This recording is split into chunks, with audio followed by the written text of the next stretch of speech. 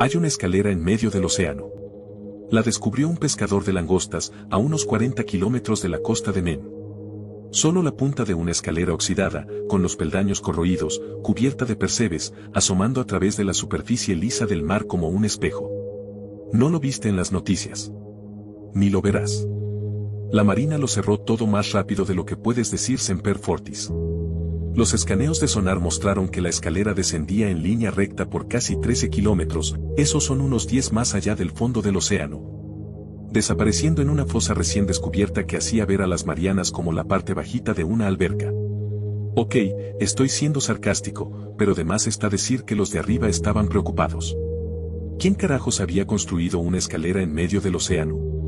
¿De dónde salió esa fosa? ¿Aliens? ¿Rusia? Ahí es donde entro yo. Era oficial me toca en el programa de oceanografía de la Marina, trabajando en proyectos experimentales, da igual. No es que no sea importante, sí lo es. Pero si hablo sobre lo que hacía, quién soy y por qué estoy escribiendo esto, probablemente termine despertando sobre una trampilla con una soga al cuello mientras me leen cargos por traición con un tipo en uniforme recién almidonado frente a mí. Y la neta, creo que igual puede pasar aunque no diga nada. Pero igual siento la necesidad de contar esto porque la gente merece saber lo que vi. Lo que me persigue cada vez que cierro los ojos por la noche. Estoy en un hospital militar ahora mismo, en una habitación privada.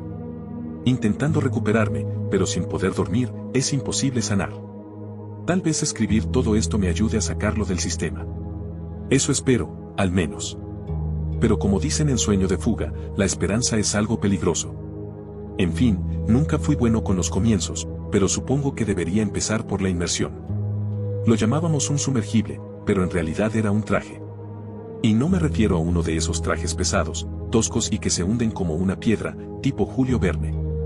Este era ligero, resistente a la presión y equipado con toda la tecnología de punta que justificaba su apodo no tan exagerado, Iron Man. Claro, no era uno de esos trajes ajustados que usan los buzos deportivos. Se parecía más a los trajes que usan los especialistas en desactivar bombas en zonas de guerra. Aún así, agradecía que no tuviera que cargar con un tanque de oxígeno de 30 kilos desalineándome la columna. El Iron Man venía equipado con un filtro de electrólisis que convertía el agua del mar en oxígeno respirable. Todo el sistema era invisible para radares enemigos y, supuestamente, podía soportar una inmersión de esta magnitud, aunque nunca se había probado en el campo. En pocas palabras, iba a descender por una escalera submarina de más de 13 kilómetros de profundidad, en un traje experimental que solo se había usado en albercas de entrenamiento de la Marina. Mis compañeros no perdieron la oportunidad de bromear con la situación y empezaron a llamarme Laika en las horas previas a la inmersión. Por si no te suena, Laika fue la perrita que los soviéticos mandaron al espacio en los años 50. Murió allá arriba. Así que, ahí estaba yo, parado en el borde de una pequeña embarcación de la Marina, también experimental, ni me preguntes, mirando los primeros peldaños de la escalera oceánica, que se encontraba a unos 6 metros del lado de estribor, y preguntándome si ese sería mi último respiro de aire fresco. Espero que tu almuerzo no haya estado muy pesado, bromeó Matilda, una colega, con una sonrisa de medio lado. Si te echas un gas ahí dentro, seguro te ahogas. Sonreí, pero detrás de esa sonrisa había nervios, crudos, a flor de piel. Creo que lo notó, porque me puso una mano en el hombro. Vas a estar bien, Jones. Esta vez sonreí de verdad, con la esperanza de que tuviera razón. Un técnico cercano me preguntó si estaba listo. Asentí, y el casco del voluminoso traje descendió sobre mí como un meteorito. La verdad, sí parecía Iron Man. El gran visor del casco servía también como pantalla, con indicadores de oxígeno, profundidad y comunicaciones directas con el equipo en la superficie.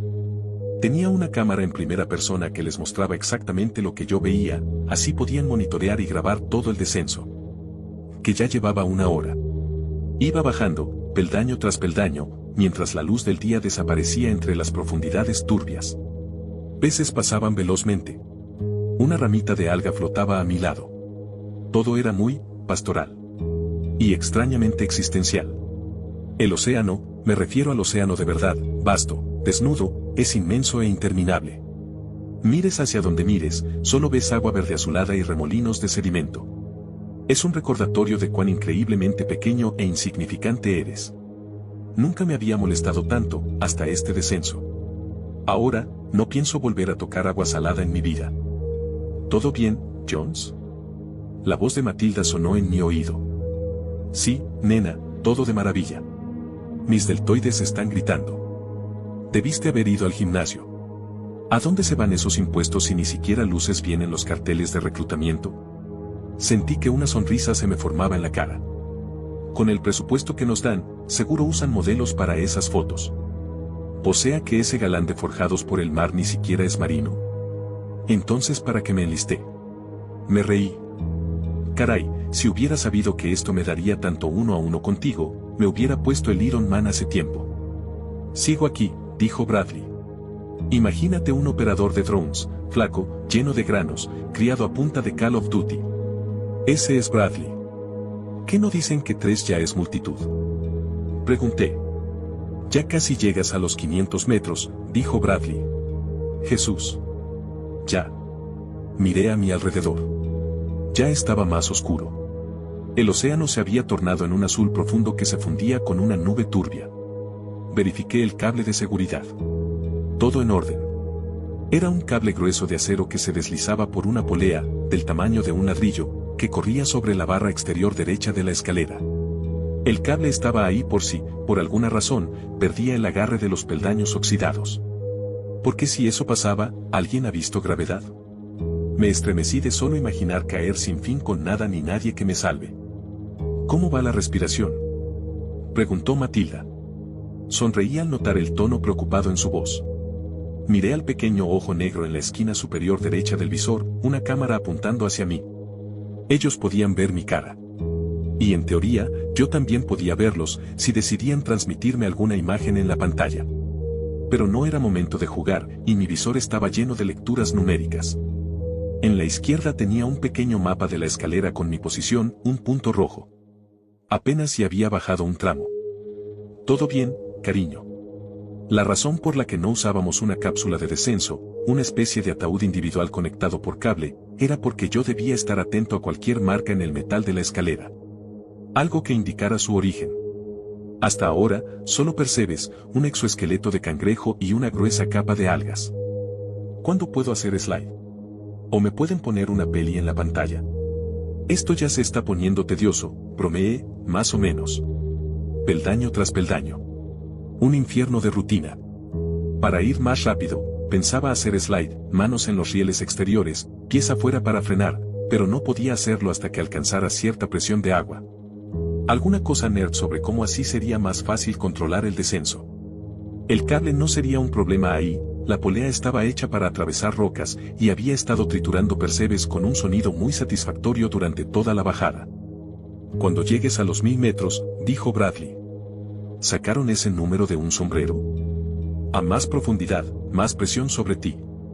Eso ayuda a mantener el control. Mierda.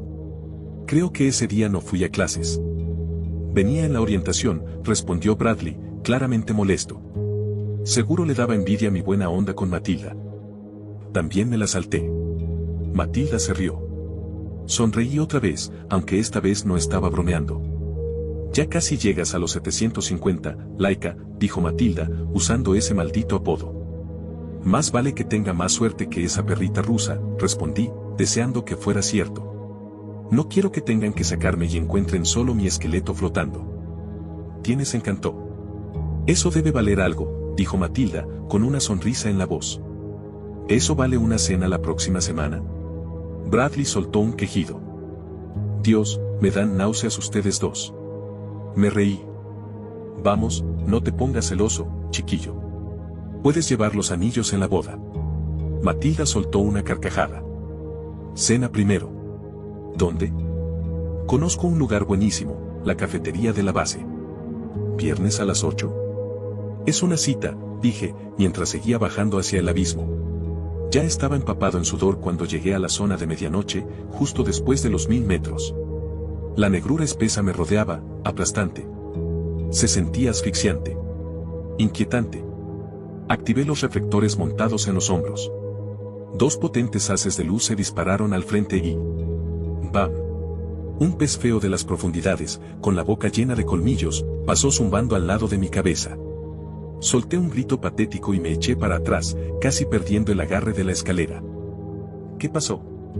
¿Estás bien?, preguntó Matilda, preocupada. Todo bien. Solo que el engendro del infierno me tomó por sorpresa. ¿Vida marina? De la más profunda. Estás autorizado para deslizar, dijo Bradley. Dudé. De pronto no estaba tan seguro de lo que sentía al dejarme caer a velocidad desconocida hacia la negrura más profunda del océano. Deséenme suerte, niños. Suerte, dijeron Bradley y Matilda al unísono. Inhalé profundo.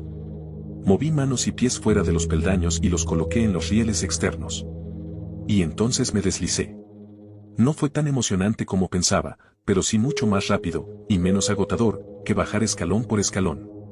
Mis ojos seguían la escalera a medida que se volvía borrosa, todavía atento a cualquier marca. Una o dos veces frené en seco, creyendo haber visto algo, pero resultaba ser solo mugre de las profundidades pegada al metal. Y para cuando sí vi una marca, ya estaba demasiado abajo como para que a alguien le importara. Me detuve.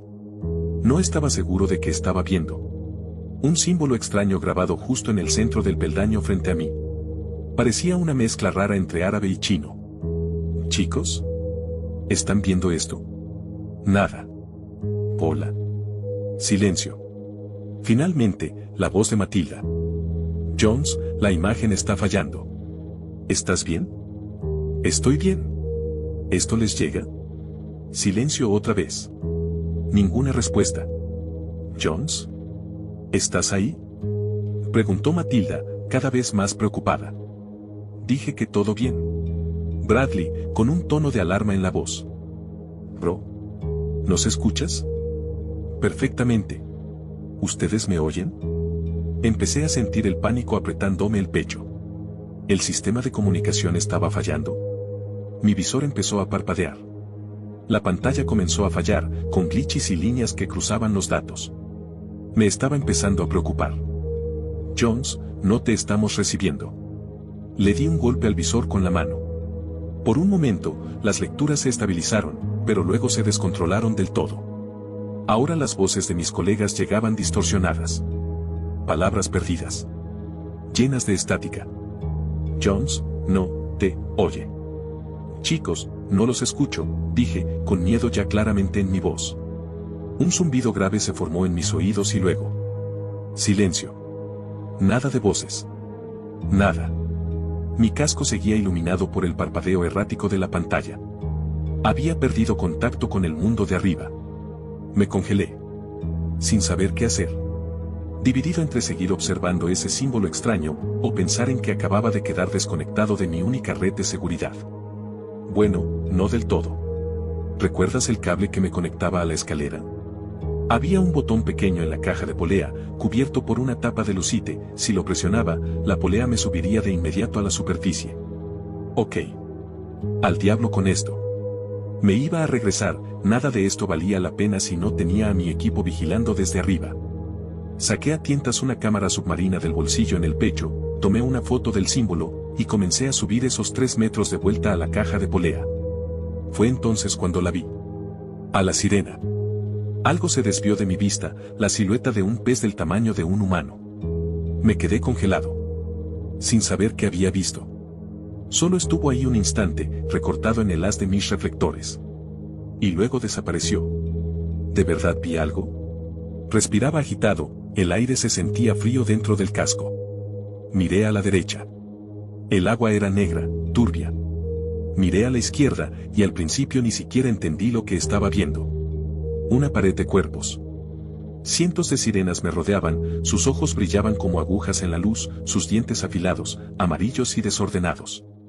Eran criaturas horrendas, surgidas de las profundidades, colas amarillas, escamosas, torsos pálidos y demacrados. En lugar de brazos, tenían apéndices delgados como pajillas, con puntas en forma de garfio. Cuando la luz las tocó, se dispersaron de golpe, huyendo hacia la oscuridad entre chillidos agudos y chirriantes.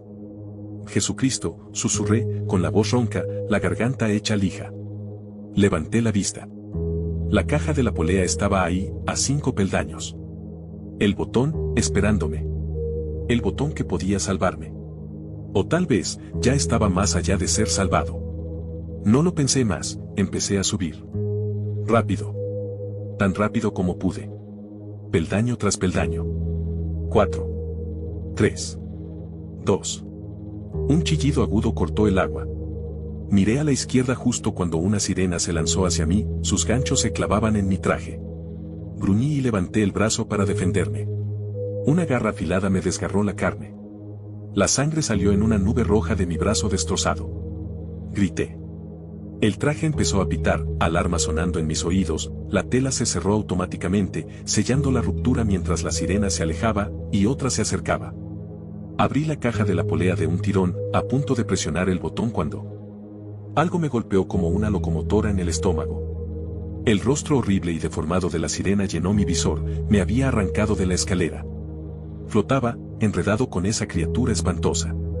Sus branquias se abrían y cerraban mientras chillaba frente a mí, un sonido desgarrador que me atravesó el estómago como un cuchillo de hielo. Gruñí y le metí los dedos en las branquias, odiando cómo su carne crujía mientras las torcía. La sirena intentaba zafarse de mí. Estaba ganando. Hasta que dejé de hacerlo. Algo golpeó la escalera, sacudió la caja de la polea, y otra cosa me golpeó por la espalda. Era como estar atrapado en una compactadora de basura, una docena de esas cosas aplastándome al mismo tiempo. Grité. Me debatí. Luché por mi vida. Y de repente, las sirenas se dispersaron, sus colas destellando mientras se perdían en la oscuridad. Estaba solo. Completamente solo. Flotando en el agua. A unos 5 metros de la escalera. Evalué los daños. Mi traje estaba en su mayoría intacto, salvo por el brazo, la sangre salía en volutas a través de la tela, dispersándose en el océano. Cada sección del Iron Man era independiente, así que si una parte se dañaba, no comprometía todo el sistema. Así que no se estaba inundando el casco. Todavía. Pero podía pasar pronto. Había una grieta en el visor. Me apresuré a recoger el cable, acercándome a la escalera y a la caja de la polea, mi última y única esperanza. Y entonces lo vi. Se me hundió el corazón. El estómago se me fue al suelo. La polea estaba colgando casi fuera del riel de la escalera. Estaba a punto de soltarse. Si eso pasaba, simplemente flotaría. Caería. Moriría en esta oscuridad opresiva. Me moví lento, firme, acercándome con el cable, que hacía vibrar la caja con cada tirón. Iba enrollando el exceso de cable alrededor de mi codo mientras subía. Mis manos se extendieron. Las yemas de los dedos rozaban los peldaños. Fue entonces cuando lo vi. El tiburón. Al principio pensé que era una montaña, como si un pedazo de tierra se hubiese desprendido hace 1000 años y ahora flotara eternamente en las profundidades. Pero no. Era un tiburón. El ser viviente más grande que he visto en toda mi vida. Debía medir el doble que un Boeing 747. Un monstruo pálido, colosal, recortado por la luz de mis reflectores. Sus ojos eran del tamaño de albercas. Su boca. No quería ni imaginar lo que podía haber en esa boca. Dios mío, susurré, pero no bastó. Dios mío, no jodas. Llenaba todo mi horizonte. Acercándose.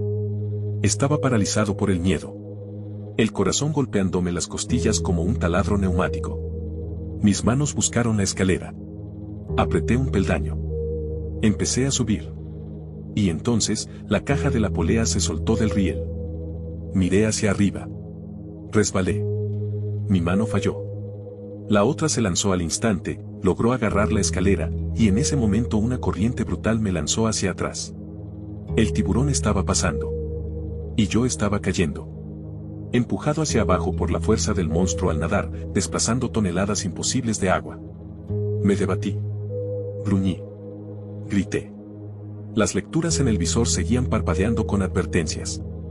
Y luego, fui succionado hacia las profundidades. El tiburón siguió su camino. Yo seguí bajando. La escalera, poco a poco, dolorosamente, se alejaba de mí, hasta desaparecer. Intenté gritar a mi equipo, llamarlos desde el casco. En algún momento paré, dándome cuenta de que ellos ya se habían ido. Y que, para ellos, yo también. Caí durante lo que parecieron años. Condenado a morir, prisionero del océano. Atrapado en un mundo de oscuridad. Hasta que, todavía hundiéndome, perdí el conocimiento. Desperté de golpe en el fondo de la fosa, entre las ruinas de una gran ciudad. Pilares de roca, agujas de piedra, restos de enormes mausoleos y coliseos se alzaban a mi alrededor, cubiertos por una pátina verdosa de siglos. La ciudad llenaba la fosa hasta donde alcanzaba la vista, que, curiosamente, era bastante. Una esfera brillante flotaba en el horizonte.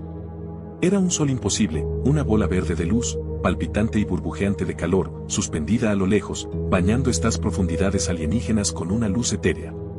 Me puse de pie. Un fino hilo de sangre subía a través del tejido del traje desde el corte en mi antebrazo. Sabía que no era una herida mortal, pero era fea, y me hacía sentir débil. La apreté con una tira de velcro y miré a mi alrededor. No había más que edificios muertos extendiéndose sin fin. Feos peces de las profundidades cruzaban ventanas y puertas vacías. Vagué por la ciudad un rato, buscando señales de vida, o algún rastro de la escalera que me había llevado hasta ahí. No encontré ni una cosa ni la otra. Caminé. Horas. Días, tal vez. Dormí un poco. Desperté y caminé más. El tiempo debía funcionar diferente ahí abajo, la atmósfera se sentía espesa, confusa. No estoy seguro cuánto tiempo estuve vagando. Encontré pictografías enormes en el interior de un edificio con cúpula. Mostraban a un pueblo acuático que alguna vez gobernó este mundo sumergido. Vi efigies de más de 30 metros de una bestia con múltiples cabezas, forma de dragón, patas con garras y una serie de branquias distribuidas por todo su cuerpo. Entre ellas, otras estatuas más pequeñas mostraban a la criatura enrollada como en una esfera. Con el tiempo, durante esa condena interminable en el reino hundido, entendí que esas figuras representaban a la criatura, en forma de embrión, enroscada dentro de un huevo. Eso le dio un nuevo significado a ese orbe verde brillante en el horizonte. A veces, después de pasar horas mirándolo, juraba que podía distinguir el contorno de la criatura fetal envuelta en sí misma. Palpitando. Llena de vida. Esperando a nacer. Con el tiempo, mi mente se fue quebrando. Empecé a escuchar voces. La de Matilda. La de Bradley. Un perro ladrando que creí que podía ser Laika. A veces les hablaba. Otras veces no, solo agradecía tener compañía. Y luego, después de mucho tiempo, morí. Volví a la vida a bordo de un bote langostero. 2 marineros curtidos de men, con acentos espesos como melaza, me encontraron flotando sin rumbo y me subieron a bordo. Me quitaron el traje y me reanimaron ahí mismo, sobre la cubierta de tripas de pescado. Pensaron que estaba muerto. Tenía la piel helada. Pálido como panza de pescado. Y entonces, parpadeé. Inhalé una bocanada de aire fresco, temblorosa. Saboreé el gusto salado en la lengua. Miré hacia arriba. Al mundo real. A los 2 hombres que me rodeaban. Y lo único que pude hacer fue llorar. Me llevaron a un hospital, y después me trasladaron en helicóptero al lugar donde estoy ahora. Matilda vino a verme enseguida. Me preguntó qué había pasado. Se lo conté. Y vi en sus ojos que no me creía. Yo tampoco me creería. Estaba demacrado, el pelo largo, la barba desaliñada. Parecía que había sobrevivido toda una vida en una isla desierta. Excepto por el hecho de que estaba pálido como un muerto, y no quemado por el sol como debería. Pero fue bueno verla. Hasta que me miró a los ojos y me dijo que había estado desaparecido por 8 meses. Después empezaron a venir los militares, hombres de alto rango, con uniformes impecables y medallas por todos lados. Me entrevistaron hasta que la cabeza me daba vueltas. Mi historia no cambió. Les dije que revisaran la cámara que llevaba en el pecho. Me dijeron que nunca la encontraron. Nunca supe si no me creyeron, o si simplemente no quisieron creerme. Tenía la cicatriz como prueba, y los meses en los que estuve desaparecido. Les dije que mandaran a otro hombre allá abajo, pero me soltaron el típico vómito burocrático, que la evaluación de riesgos, que el protocolo, que la inversión. Aparentemente, el traje que llevé no era precisamente barato. ¿Quién lo diría? Al final, nada de lo que dije pareció importar. Tal vez pensaron que era un desertor, que se había llevado tecnología secreta y había desaparecido hacia, quién sabe dónde. Tralfamadore, tal vez. Todo lo que sé es que, tarde o temprano, me declararon oficialmente loco y me asignaron un periodo de convalecencia. Y aquí sigo. He intentado darle sentido a todo, pero no puedo. Me pregunto por la escalera, Si fue construida como una invitación a ese mundo submarino, o como una salida. Desde que volví, siento un vacío en el centro del pecho. Un zumbido bajo en lo más profundo del alma. Constante. Es temor. Temor por lo que vi. Temor por lo que pueda estar creciendo en ese sol verde. Temor por lo que pueda pasarle al mundo, si esa cosa alguna vez sale a reclamar su reino. He llegado al final de mi relato, y no me siento mejor. Cada vez que cierro los ojos, veo ese sol verde. Lo veo palpitar, vibrar con vida. Y ahora sé con certeza que es un huevo.